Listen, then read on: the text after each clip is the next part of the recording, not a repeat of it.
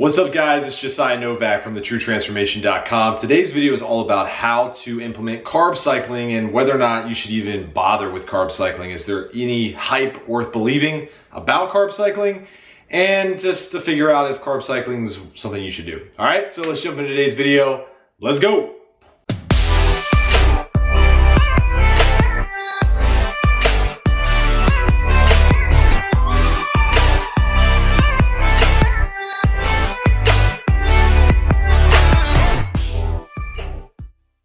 All right, guys, so carb cycling, this is still something I see a lot online when people are talking about how to get in shape. They reference carb cycling as the best option, right? They say all you have to do is eat low carbs some days, high carbs the other days, vary the amounts of carbs you take in, and your body is gonna burn into fat a lot easier and a lot more effectively. So is that really the case? Is it worthwhile to cycle your carbohydrates? Is it even worth eating more carbs some days, less on other days? Does it make sense? Let's break it down real quick so you understand what carb cycling is all about. At the end of the day, the basics around carb cycling is very simple. It's just having higher carbohydrate intake on some days, lower intake on other days, and sometimes if you go a little bit more complicated route, then there's medium carb days. Okay, so kind of somewhere in the middle. Now, why do people do this? Because the whole idea kind of sprung from this rationale that on some days you work out really hard, some days you take it easy, and some days you might have like moderate, difficult workouts. On days that you have high intensity workouts and you're expending a lot of calories and you're burning a ton, then it might make sense to have more carbs that day because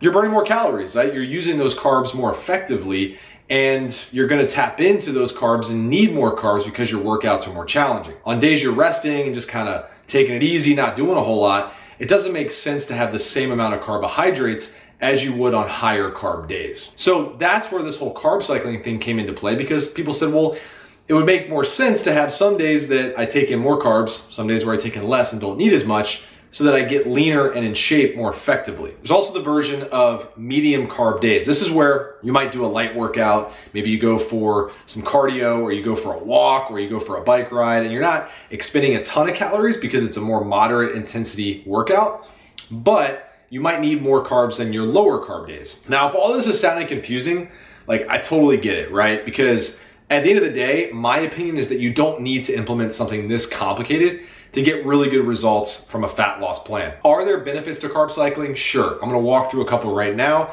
that I think might be worthwhile when it comes to considering your own nutrition plan. Now, before we jump into the video, the bread and butter stuff, just want to remind you, if you like this kind of stuff and this is valuable to your day-to-day and it's helping you get in better shape, I encourage you to subscribe to the channel, hit the like button, leave me a comment, let me know what other topics you want me to cover, and I'll cover one on a future video. A good thing to remember is your body isn't always burning the same amount of calories every single day. So as you go through a fat loss phase and you're trying to burn more calories than you take in to tap into body fat, there are gonna be some days where you're in a higher caloric deficit, meaning you're burning more calories because you're more active, you're doing harder workouts, and it might make sense on those days to increase your food so that you don't tap into too much of a deficit, right? You're not going way over the amount of calories you're taking in and therefore potentially increasing your appetite, bumping up your desire for more food, and then also not giving you enough recovery when it comes to getting recovered from your difficult workouts. It would make sense in some cases to have certain days where you do eat more food, but it doesn't necessarily mean you have to cycle your carbs. You might just want to cycle your calories overall, meaning you could increase your fats and your carbs on some days, and then on other days be a little bit lower to compensate for lesser activity.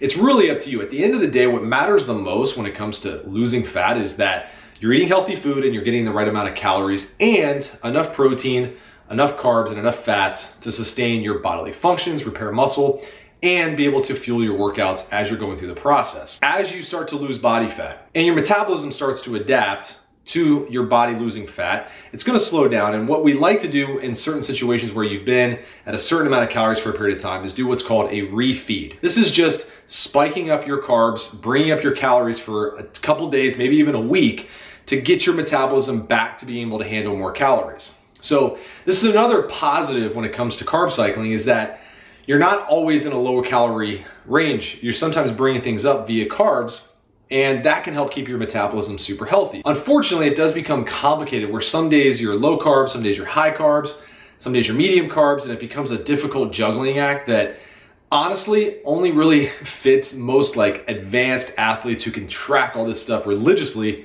versus someone who's got kids, a family, travels, and is all over the place, who might need something a little bit more simple.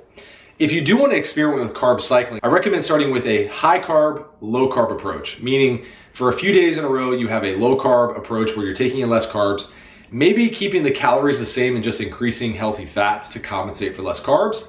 And then on the high carb day, you have higher carbs, less fats, but the same amount of calories. That's a good place to start. Maybe 2 or 3 days of lower carbs followed by a higher carb day. Making sure the higher carb day falls on a day where you're doing a pretty intense workout or just being pretty active on that day to be able to handle more food. That being said, carb cycling can be effective for people who do have a very predictable schedule, right? So where they know on certain days they're not very active and on some days they're extremely active. Just looking at your week and be able to say, okay, these are gonna be my high carb days, these are my low carb days, that might make more sense. Overall though, like I said, this is not necessary to lose fat. Carb cycling is not a magical diet. All it does is it helps you potentially stay in the game and be more mentally in the game because you know some days you're gonna have more carbs to be able to play with, so that you might wanna enjoy something that has higher carbs. You might wanna have dinner out or just be able to feel a little bit more happy around your nutrition plan. My advice though is start with a moderate approach. Just start with a consistent nutrition plan that allows you to eat roughly the same amount of food most days. Get consistent with that before you start jumping into a very complicated and advanced carb cycling approach. A couple other points about carb cycling. Like, I know a lot of people will say, oh, lower carb days helps you tap into glycogen more effectively and empty out your sugar and glycogen that's stored by the body faster so that you're tapping into body fat easier. To be honest, as long as the calorie deficit is set properly, you're probably gonna lose fat roughly the same rate that you would on any other type of diet. There's been studies done that show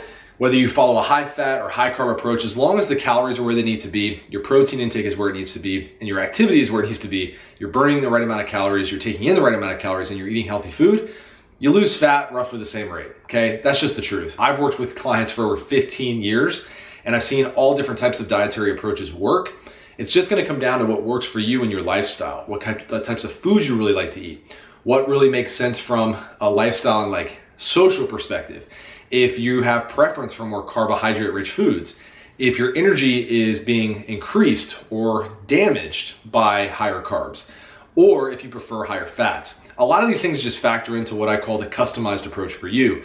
This is why it's so important to make sure everything you do when it comes to your health and fitness is built around your life, your preferences, your day-to-day, and how things impact you, because everybody's a little different. That's it for me. That's the basics around carb cycling. A couple takeaways for you here is just, if you want to try it, by all means go for it, right? Go give it a shot. Like, see if it works for you. It might work for your lifestyle perfectly, and then great, you found a solution. Or it might just be a little too complicated, might be frustrating, might not be necessary for you. You might be able to just do something a little bit differently, a little more systematic, a little more consistent day to day, and get amazing results that way too.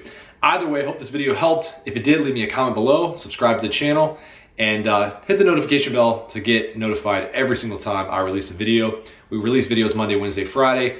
Here at The True Transformation, designing health and fitness to make it fit your lifestyle and give you results that last forever. Talk to you soon.